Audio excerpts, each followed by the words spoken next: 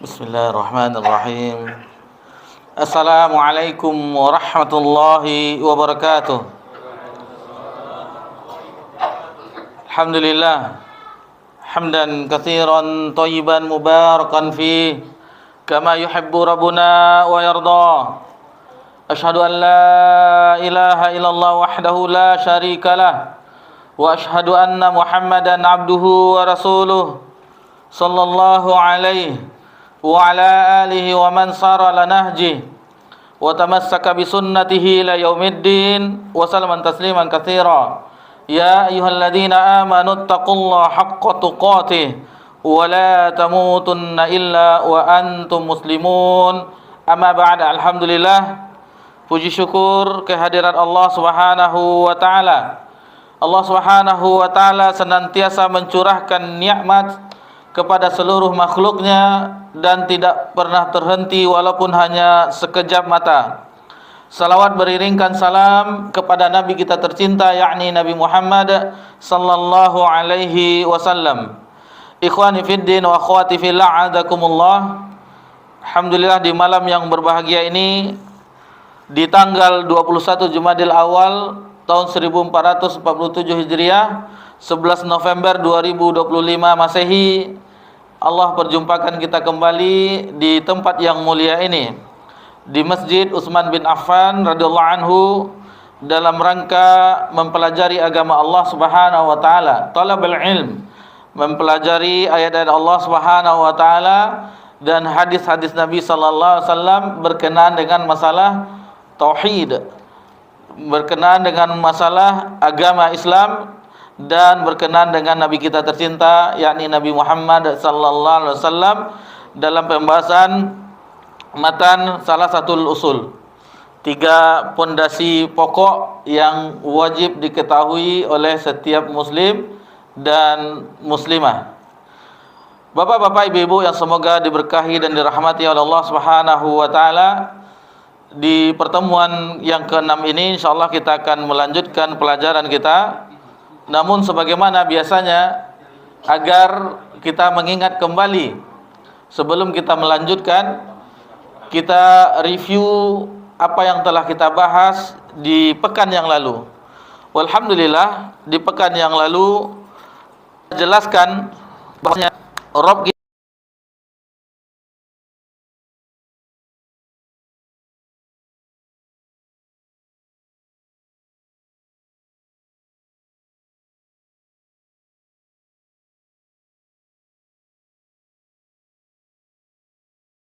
Allah dan sama Allah Subhanahu wa taala. Jadi Allah tidak redha dipersekutukan, ada tandingan selain Allah, ada sesuatu sekutu bagi Allah. Allah itu tidak redha terhadap ibadah hamba tersebut.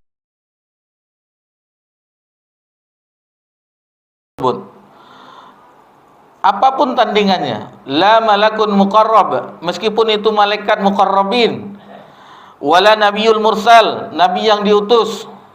Dan dalilnya di sini penulis menyebutkan firman Allah dalam surah Al-Jin ayat yang ke-18, wa annal masajida lillahi fala tad'u ma'allahi ahada, dan sesungguhnya masjid itu adalah kepunyaan Allah, maka tidak boleh seorang pun beribadah, berdoa, beribadah kepada Allah dengan sesuatu apapun. Kemudian yang kedua, tentang bagaimana seorang man ata'a Rasul wa wahhadallah, barang siapa yang telah mentaati Rasul maka otomatis dia sudah mentauhidkan Allah. La yajuzu lahu muwalah man hadallahu rasulah, jadi tidak boleh seseorang yang loyalitas, berkasih sayang terhadap orang yang memusuhi Allah dan Rasulnya. Tentang akidah al-wala wal bara, tentang akidah kemana kita harus mencintai dan kemana kita harus membenci atau berlepas diri. Dan alhamdulillah telah kita jelaskan di pekan yang lalu, ketika kita membawakan dalilnya dalam surah Al-Mujadilah ayat yang ke-22. Di situ terhenti kajian kita. Yang mana di sini penulis membawakan firman Allah Subhanahu wa taala dalam surah Al-Mujadilah ayat yang ke-22, la tajidu qauman yu'minuna billahi wal yaumil akhir yuwadduna man hadallaha wa rasulah. Tidaklah dijumpai kaum yang beriman kepada Allah dan hari akhir yang mereka saling mencintai, saling kasih sayang, man hadallaha wa rasulah, terhadap orang yang memusuhi Allah dan Rasulnya.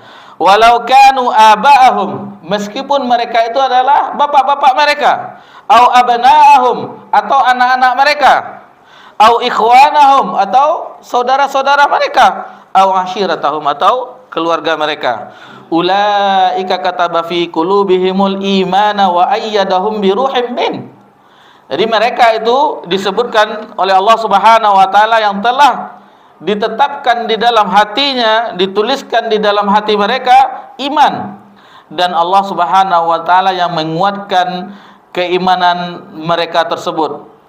Wa yadkhulum jannatin tajri min tahtihal anhar khalidina fiha, dan kelak mereka akan dimasukkan ke dalam surga yang mengalir sungai di bawahnya, khalidina fiha, dan itu kekal di dalamnya.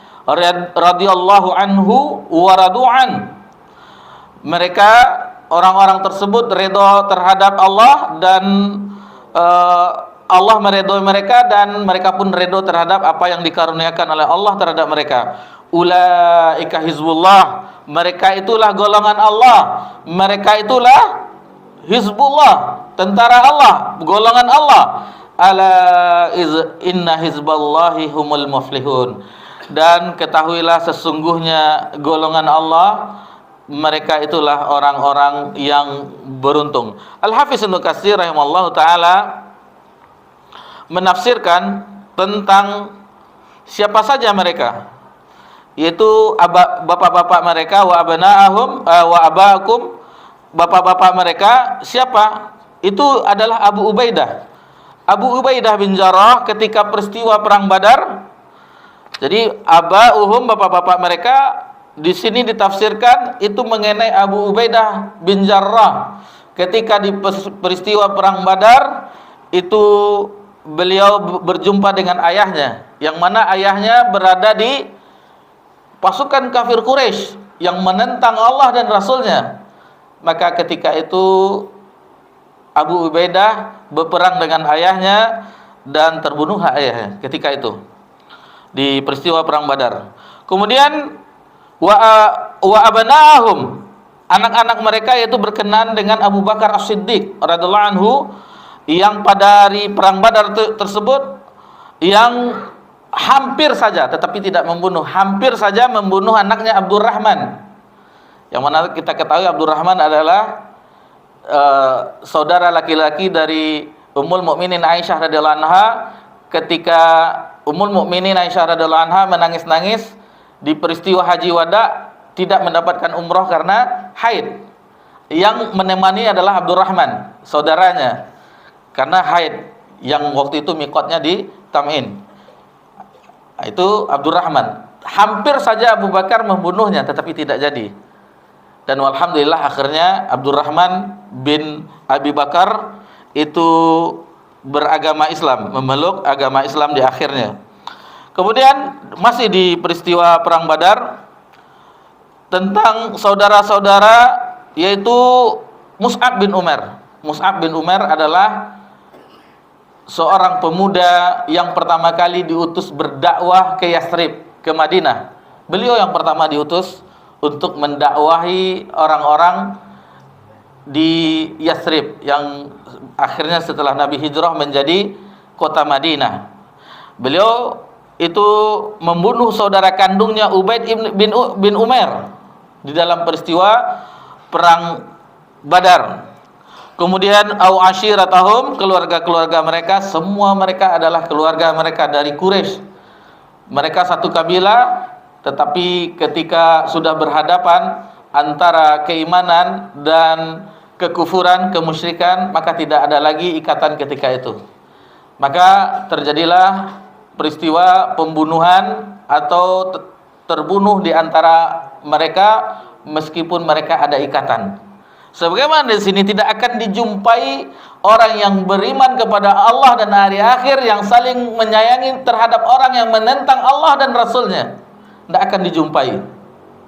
Tidak akan dijumpai orang yang menentang Allah dan Rasulnya saling menyayangi. Taib, alhamdulillah itu telah kita selesaikan pembahasan yang bagian yang kedua. Yang mana bagian pertama 4 masalah yang wajib diketahui, yaitu ilmu, kemudian mengamalkannya, yang kedua, yang ketiga mendakwahkannya, dan yang keempat bersabar di atas segala hal yang menghalanginya. Kemudian yang kedua pembahasannya wajib bagi kaum muslimin dan muslimat untuk mempelajari, mengetahui 3 permasalahan dan mengamalkannya. Yang pertama dahulu bahwasanya Allah yang telah memberi rezeki, Allah yang telah menciptakan, dan Allah juga telah mengutus Rasulnya. Kemudian yang kedua yaitu Allah tidak redha terhadap kesyirikan. Yang ketiga tentang akidah al-wala wal bara, dan tadi alhamdulillah kita selesaikan dalam surah Al-Mujadilah ayat yang ke-22. Baik, kita lanjutkan perjalanan kita di dalam pembahasan matan salah satu usul. Kemudian penulis menyebutkan, i'lam, ketahuilah, arsyadakallahu li ta'atih, semoga Allah memberi engkau petunjuk di dalam ketaatan kepadanya. Annal hanifiyata millata Ibrahim, sesungguhnya milahnya Ibrahim yang hanif, an ta'budallaha mukhlishan lahuddin, yaitu bahwasanya seseorang itu harus mentauhidkan Allah, beribadah kepada Allah dan ikhlas di dalam agama. Wa bidzalika amara Allah bi jami'an nas, begitulah yang Allah perintahkan kepada seluruh manusia. Wa khalaqahum laha, dan Allah menciptakan manusia dan juga jin untuk perihal yang demikian, yaitu beribadah ikhlas kepada Allah, mentauhidkan Allah. Kama qala ta'ala, sebagaimana firman Allah Subhanahu wa taala yang kita menghafalnya dan sering diulang-ulang kita dengar dalam surah Az-Zariyat ayat 56. Wa ma khalaqtul jinna wal insa illa liya'budun, dan tidaklah aku ciptakan jin dan manusia kecuali untuk beribadah kepadaku. Wa makna ya'budun yuwahhidun, yaitu mentauhid. Jadi makna ibadah itu adalah, maksudnya adalah mentauhidkan Allah. Itu dia ibadah. Apa itu ibadah? Yaitu mentauhidkan Allah. Ini penafsiran dari Abdullah bin Abbas radhiyallahu anhuma. Beliau menafsirkan setiap ayat yang ada di dalam Al-Qur'an mengandung ya'budun, maksudnya yuwahhidun, maksudnya adalah tauhidkan Allah. Jadi seperti ini ditafsirkan, tidaklah aku menciptakan jin dan manusia, wa ma khalaqtul jinna wal insa illa liya'budun, kecuali untuk beribadah kepadaku, maksudnya untuk mentauhidkan aku. Maksudnya penafsiran dari Ibnu Abbas radhiyallahu anhuma. Kemudian beliau melanjutkan, wa a'zamu ma amarallahu bih, dan itulah perkara yang terbesar perintah Allah Subhanahu wa taala. Perintah Allah yang paling besar yaitu mentauhidkan Allah Subhanahu wa taala. Itu yang pertama.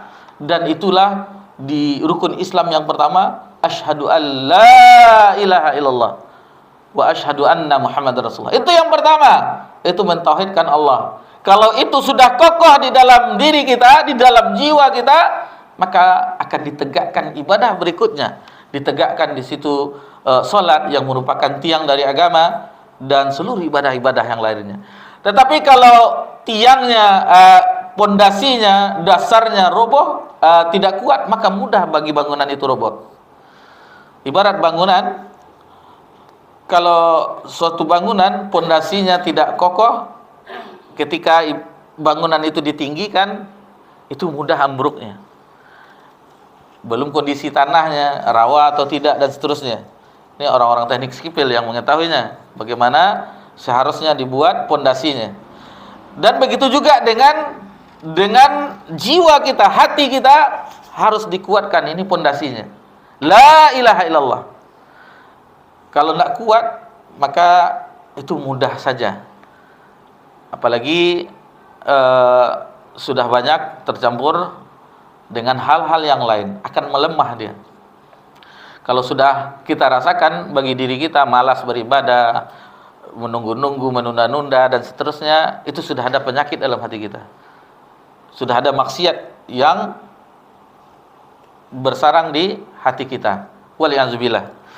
Kemudian kata penulis, at-tauhid wa huwa, tauhid itu adalah, ini pengertian dari tauhid uluhiyah yang beliau sampaikan di sini ifradullah bil ibadah, yaitu menunggalkan Allah, mengesahkan Allah di dalam ibadah. Wa adamu ma naha anhu asyirk, dan larangan yang paling besar Allah adalah di dalam agama kita adalah syirik, kesyirikan. Wa huwa, maksudnya adalah apa itu syirik? Da'watu ghairi ma'ahu, itu berdoa atau beribadah kepada Allah selain Allah dan bersama Allah. Jadi di sini beribadah kepada selain Allah itu kesyirikan. Beribadah kepada Allah diikut sertakan juga yang lain, itu juga kesyirikan. Dari sini sebelum kita lanjutkan, tidak tertutup bagi seorang yang muslim dan muslimah terjerumus dalam kesyirikan. Karena da'watu ghairihi ma'ahu, yaitu beribadah kepada selain Allah dan juga bersama Allah. Beribadah kepada selain Allah juga beribadah kepada Allah, diikut sertakan juga yang lain. Ada sekutu, ada yang lainnya, ada embel-embel yang lainnya. Yang seharusnya ibadah itu hanya mengharapkan wajah Allah, tahu-taunya ada maksud yang lainnya.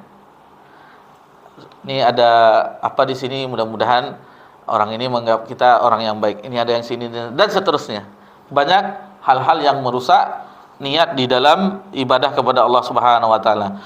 Wa dalilu qauluhu ta'ala, dan dalilnya adalah firman Allah Subhanahu wa taala dalam surah An-Nisa ayat 36, wa'budullaha wa la tusyriku bihi syai'a. Beribadahlah kepada Allah, tauhidkanlah Allah, wa la tusyriku bihi syai'a, dan janganlah berbuat kesyirikan terhadap Allah dengan sesuatu apapun. Baik, ini penggalan yang baru saja kita sebutkan. Waktu yang tersisa mudah-mudahan ini bisa kita pahami bersama-sama. Jadi mengenai i'lam, ketahuilah, yaitu kita dimaksudkan sebagaimana yang telah kita bahas di pertemuan sebelumnya, belajarlah, ketahuilah. Jadi ilmuilah. Apa itu? Jadi di sini beliau mengatakan arsadakallah. Ar-rusdu, apa itu ar-rusdu? Yaitu al-istiqamatu an tariqal haqq, yaitu istiqomah di dalam jalan kebaikan. Itu dia ar-rusdu. Itu dia ar-rusdu. Arsadakallah. Jadi penulis, mudah-mudahan Allah memberikan engkau keistiqomahan di dalam beribadah, dalam ketaatan kepadanya. Didoakannya kita agar istiqomah. Penulis ketika kita mempelajari matan ini, didoakannya agar kita istiqomah di atas kebenaran. Kemudian at-ta'ah li ta'atih, kata-kata ta'ah yaitu seseorang yang diinginkan di sini untuk taat. Untuk taat, patuh kepada apa-apa yang diperintahkan oleh Allah dan meninggalkan apa-apa yang dilarang oleh Allah. Itu maksudnya ketaatan. Jadi kita didoakan juga untuk semoga Allah memberikan keistiqomahan untuk kita taat kepada Allah. Itu tetap mengamalkan perintah Allah dan meninggalkan larangan Allah Subhanahu wa taala. Barulah disebutkan di sini annal hanifiyah. Al-hanif telah kita singgung bahwasanya hanif adalah lurus, yaitu condong kepada tauhid, di atas tauhid dan jauh terhadap kesyirikan. Itu dia hanif, yang lurus. Hanif.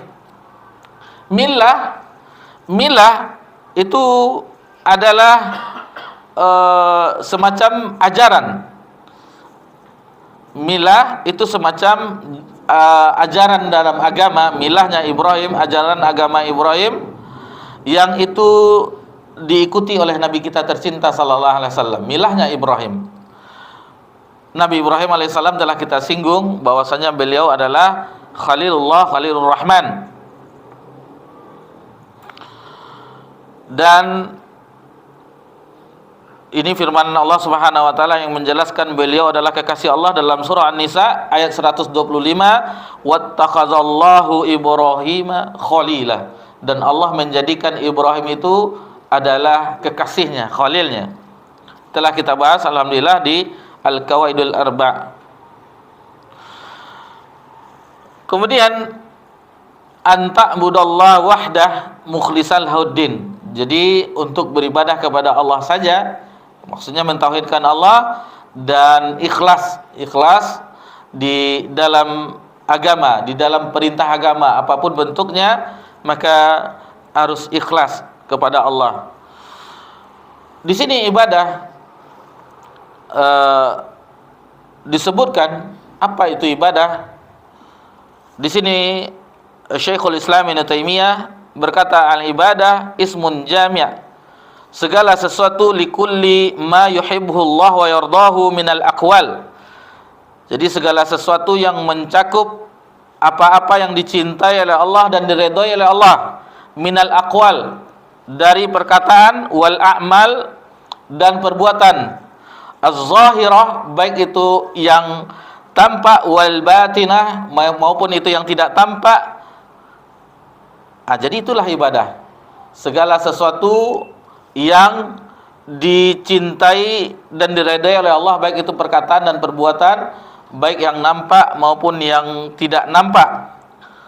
Di sini disebutkan contohnya kal khauf, seperti rasa takut kepada Allah, wal khasyah, wa tawakkal, tawakal kepada Allah, was shalah, waz zakah, was siyam, wa ghairu dzalika min syara'il Islam, dan segala sesuatu yang disyariatkan di dalam agama Islam. Itulah ibadah.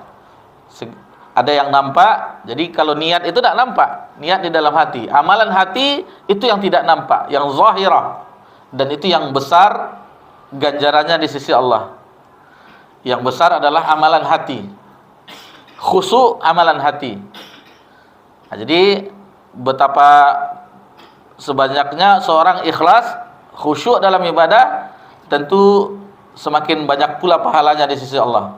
Sebagaimana disebutkan oleh Al-Imam Ibnu Qayyim rahimahullah taala, beliau pernah mengatakan bahwasanya seseorang yang berada di saf pertama di belakang imam, sama-sama takbiratul ihram, sama-sama mengikuti imam sampai salam, itu akan berbeda mendapatkan pahala. Karena apa? Karena di antara sesama jamaah itu berbeda kekhusyukannya. Ada yang benar-benar khusyuk, ada yang awalnya khusyuk akhirnya teringat yang lainnya. Ada yang Allahu Akbar ingat, tahu-taunya di dalam perjalanan ibadahnya sampai tahiyat terakhir, baru sadar sudah tahiyat akhir rupanya. Sementara yang awalnya hanya ikut Allahu Akbar, sami Allahu liman hamidah, hanya mengikut saja, tetapi jiwanya tidak berada di masjid. Jiwanya sudah berada di tempat yang lain. Jiwanya sudah ada suatu permasalahan tadi siang, kenapa begini, kenapa begitu, tetapi tidak tahu lagi gerakan dan bacaan sholatnya. Sering kan? Ya, sering. Sama kita. Sering, bapak-bapak, ibu-ibu pernah merasakannya, sama. Karena kita senantiasa ketika Allahu Akbar, selesai Allahu Akbar, datang setan. Diputarnya tengkorak kita. Uzkur kaza, uzkur kaza, uzkur kaza. Ingat ini, ingat ini, ingat ini.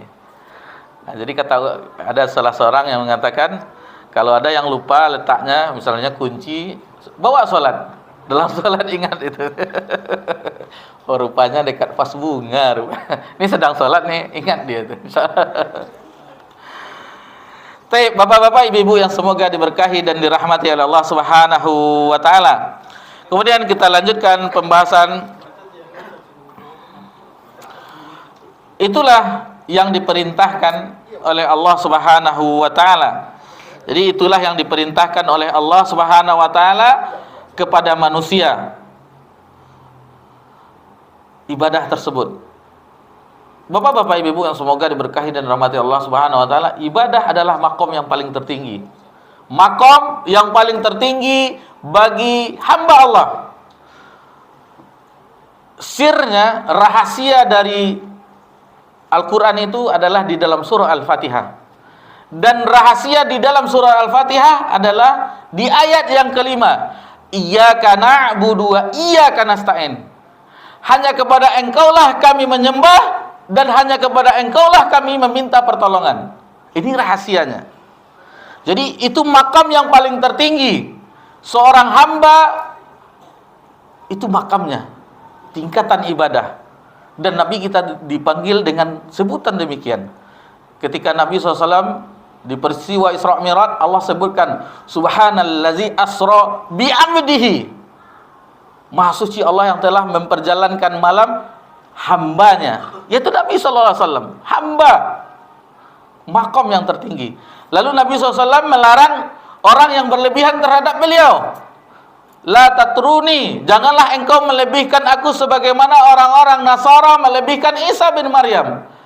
Katakanlah aku, kata Nabi, apa sebutkan Nabi? Abduhu wa rasuluh, hamba dan rasulnya. Jadi ini makom yang tertinggi. Hamba Allah, ibadah itu adalah makam yang tertinggi.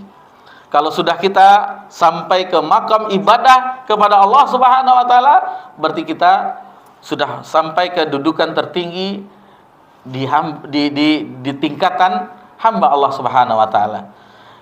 Kemudian kata Imam Ibnu Qayyim rahimahullah taala, dan puncak khusyuk seseorang ibadah ketika dia sujud seolah-olah dia berada di bawah arsy Allah Subhanahu wa taala. Ini tingkatan khusyuk yang sempurna. Jadi ketika sujud kita seolah-olah kita berada di bawah arsy Allah Subhanahu wa taala. Ini tentunya butuh pelatihan, bukan sehari dua hari. Betapa banyak para ulama terdahulu mengatakan bahwasanya beliau belajar untuk ibadah itu 20 tahun. Setelah 20 tahun berikutnya baru merasakan nikmatnya ibadah. Berarti 20 tahun belajar, 20 tahun berikutnya mengamalkan, berarti 40 tahun baru merasakan nikmatnya ibadah. Itu kalau sudah merasakan nikmat ibadah, itulah dia kenikmatan.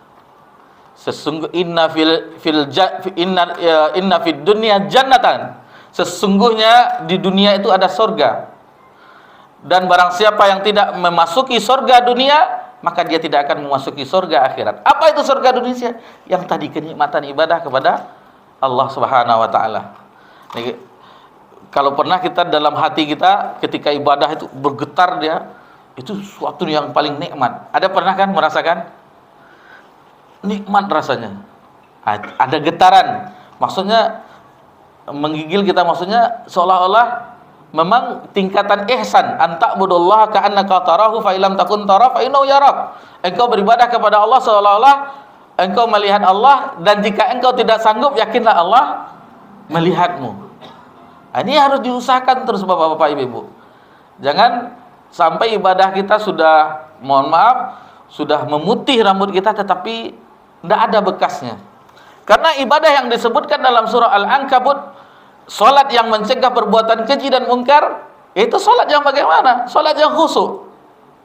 Inna salata tanha 'anil fahsya'i wal munkar, itu yang betul-betul mendirikan salat, bukan hanya melakukan salat. Mendirikan salat. Itu yang bisa mencegahnya. Lalu ada suatu keanehan. Ustaz, rajin Ustaz 5 kali waktu ke masjid terus Ustaz. Tapi dia kayak gitu Ustaz. Lisannya tajam Ustaz. Ini Ustaz. Semua Ustaz ini. Nggak nyangka kita Ustaz. Jenggotnya sudah gitu juga Ustaz. Berarti sholatnya nggak membekas terhadap jiwanya. Jadi sekedar hanya melakukan sholat, belum mendirikan sholat. Jika seseorang mendirikan sholat, tentunya sholat tersebut sebagaimana firman Allah. Allah yang berfirman, Inna sholata apa tadi? Sesungguhnya sholat tanha 'anil fahsya'i wal munkar. Itu akan mencegah perbuatan keji dan mungkar. Nah, jadi kalau sudah begitu melakukan sholat, mendirikan sholat, akan direm, ada remnya. Oh, ini tidak boleh, ini tidak boleh, ini menyakiti orang, ini bermaksiat kepada Allah. Sudah ada seperti itu dalam diri kita, berbahagialah. Berarti yang sholat yang kita lakukan itu membekas terhadap perilaku kita. Bapak, ibu yang semoga diberkahi dan dirahmati oleh Allah Subhanahu wa taala.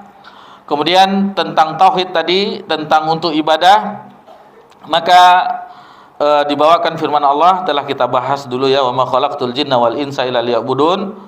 Wa ma'na ya'budun yuwahhidun. Apapun ayatnya tentang tauhid, seperti tadi rahasia dalam surah Al-Fatihah itu iyyaka na'budu wa iyyaka na'budu. Hanya kepada Engkaulah kami beribadah, maksudnya hanya Engkaulah yang kami tauhidkan. Nah, jadi kata-kata ya'budun, wa'budu, ibadahilah Allah, sembahlah Allah, maksudnya tauhidkanlah Allah.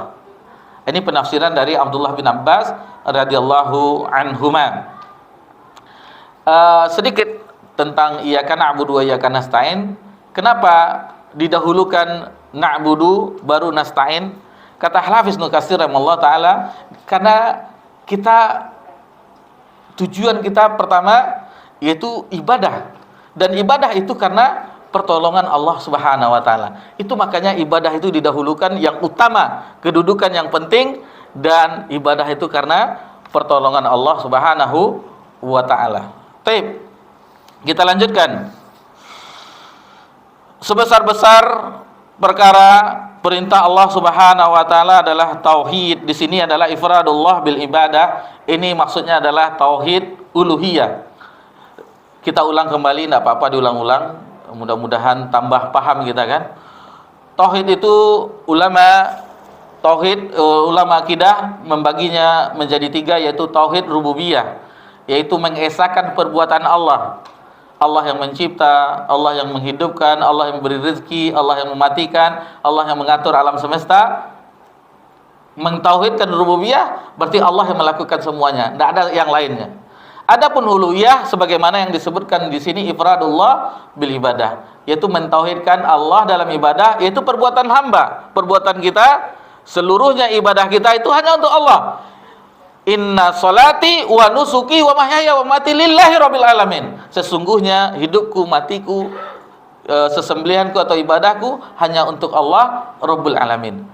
Ini maksud di sini adalah tauhid uluhiyah. Adapun tauhid asma wa sifat, yaitu mengesahkan Allah dengan nama-namanya yang maha indah dan sifat-sifatnya yang maha tinggi, dengan kita tetapkan sesuai dengan kebesaran dan keagungan Allah, tanpa ditaktil, ditolak, tanpa ditakwil, diselewengkan maknanya, tanpa ditakyif, dibagaimanakan, tanpa ditamsil, dan seterusnya. Itu sesuai dengan kebesaran dan keagungan Allah Subhanahu wa taala. Kemudian kesyirikan ini adalah perkara yang paling besar larangannya di dalam agama kita, dosa yang paling besar, sebagaimana telah kita singgung di pekan yang lalu. Jadi maksudnya adalah beribadah kepada selain Allah, juga beribadah kepada Allah bersama Allah, diikut sertakan yang lain. Ini tidak boleh. Itu orang Nasara, dia beribadah kepada Allah, lalu diikutkannya Nabi Isa bin Maryam dan ibunya. Itu tidak boleh. Nah, jadi hanya untuk Allah semata, tidak boleh satupun ikut bersama ibadah tersebut. Jadi seolah-olah orang yang melakukan kesyirikan ini adalah Allah dengan sifat ketuhanannya, lalu ada makhluk yang lain yang setara dengan Allah. Nah, itu dia kesyirikan. Yang pertama, beribadah kepada selain Allah, diibadahinya selain Allah. Yang kedua, dia beribadah juga kepada Allah, tetapi ada yang lain yang ikut serta bersama Allah. Ini tidak boleh. Ini tidak boleh. Kemudian dibawakan firman Allah, wa'budullah wa la tusyriku bihi syai'a.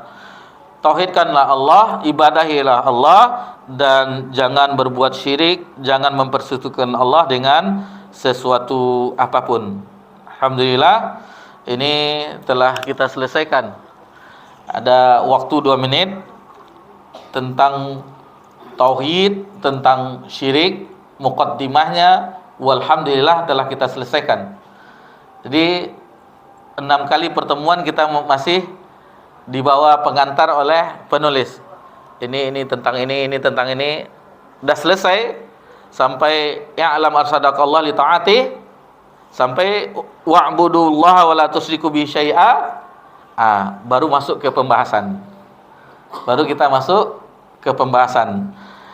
Kata penulis sampai waktu habis ya. Fa iza qila lak, jika ada seseorang yang bertanya kepada engkau, kepada Anda, mal usulu salasatul allati yajibu 'alal insan ma'rifatuha.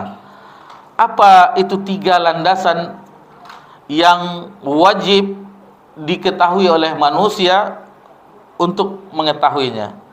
Fakul, maka katakanlah, ma'rifatul abdi rabbah, yaitu mengenal seorang hamba, mengenal Rabbnya, wadinah, dan agamanya, wa nabiyahu Muhammadan sallallahu alaihi wasallam, dan nabinya yaitu Nabi Muhammad sallallahu alaihi wasallam. Ini wajib diketahui oleh setiap insan, bukan hanya muslimin dan muslimah, tetapi setiap manusia, anak cucu Adam wajib mengenal Rabbnya, wajib mengenal agamanya, agama Islam, dan wajib mengenal Nabi Muhammad sallallahu alaihi wasallam.